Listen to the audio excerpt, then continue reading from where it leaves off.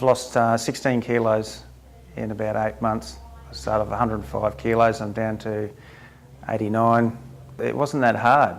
It was just changing simple little things, exercising a little bit more, learning how to read labels, basically just going back to eating the basics, fresh fruit and veg, not so much processed rubbish. And what we're doing here is really a proof of concept trial. It's not a pilot study or even a randomised control trial. It's a proof of concept.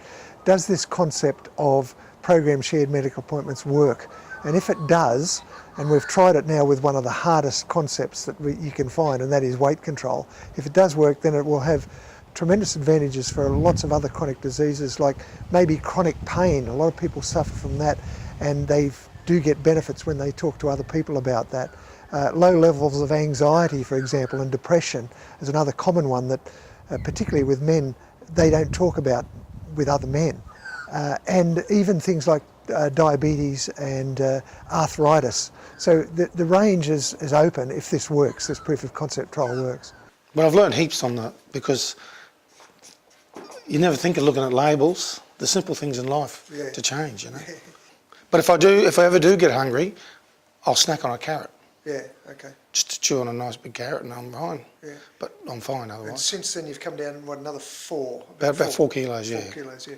We are trying to give the participants of the program the tools to be able to lose weight, and whether that just be small key concepts like being able to read labels, being able to identify an activity that they enjoy to be able to participate and do more energy expenditure.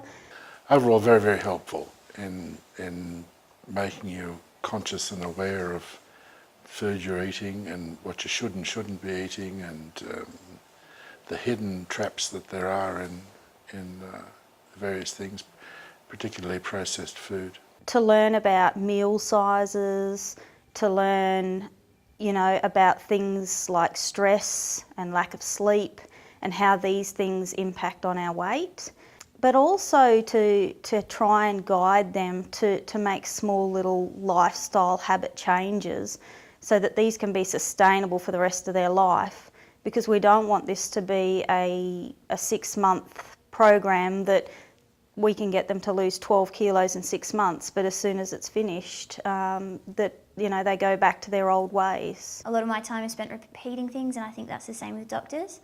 And so I've seen a real benefit of bringing people together, saying something once, but 10 people hearing it, and each of those 10 people saying something, it brings out a different comment in everyone, so everyone's getting the benefit of that. it's interesting to hear other people's stories and what they're doing and what's working for them and what's not working for them, and yeah. And same with the doctor. The doctor's saying something, 10 people are hearing it and taking it on board, and so in that way it's been quite time efficient.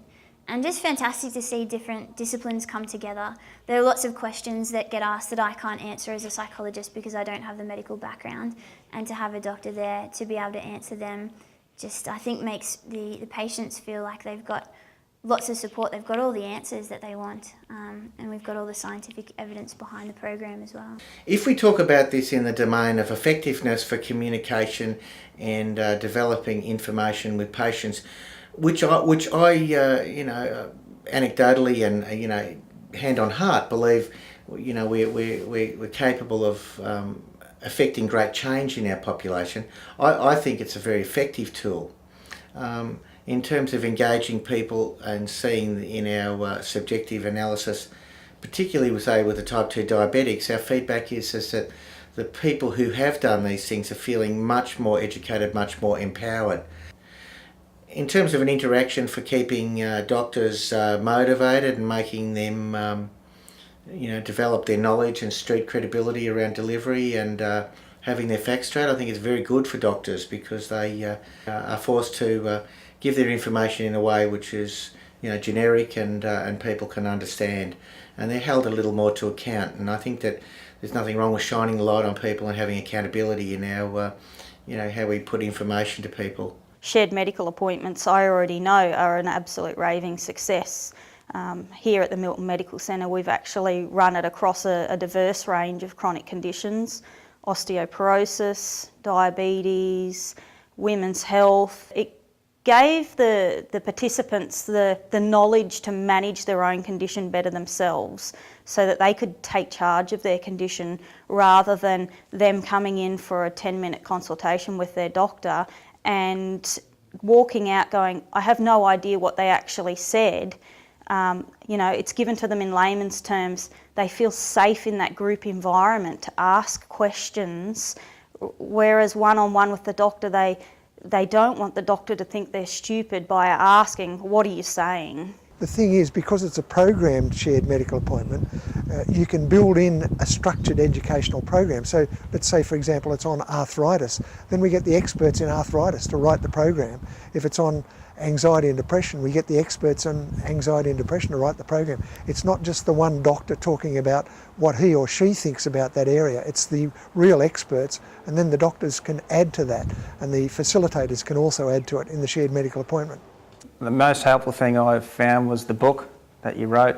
I didn't look at the internet too much, or the what do you call it, the stuff that you were emailing through. I just read the book and the handouts that you gave us every week, and I find I can just go back and read that whenever I want and jog my memory if I forget a few things or whatever. But I think I'm right now to sustain this weight and keep living a healthy life. Yeah. Good luck to you. Yeah, thank you.